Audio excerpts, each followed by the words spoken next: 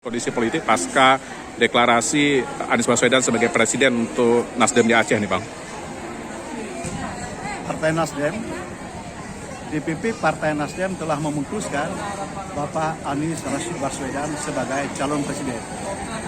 Dan itu telah disosialisasikan seluruh Indonesia. Dan seluruh kader Partai Nasdem telah mengetahui keputusan tersebut.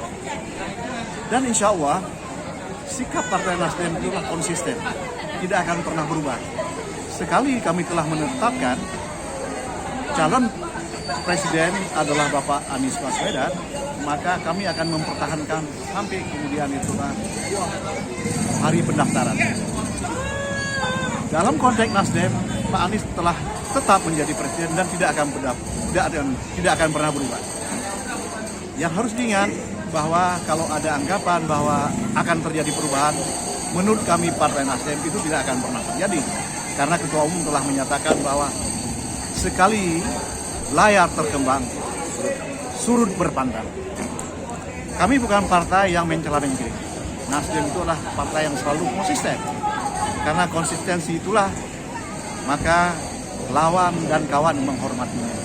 Apalagi ini adalah masalah hidup dan matinya partai ini karena calon presiden. Kami akan teguh di belakang Bapak Anies Baswedan. Karena itu kita mengingatkan kader-kader kita di Aceh bahwasanya kalau ada isu-isu bahwa Pak Anies Baswedan itu calon untuk sementara, itu adalah salah sama sekali. Dalam waktu dekat, mungkin beberapa minggu atau beberapa bulan ke belakang mendatang, kita akan mendatangkan Pak Anies ke Aceh dan orang Aceh akan mengerti bagaimana tentang seriusnya Partai Nasdem. 11 tahun Nasdem apa nih menjadi harapan? 10 tahun Partai Nasdem adalah 11. ingin kami menjadi partai pertama, pemenang pertama di Indonesia.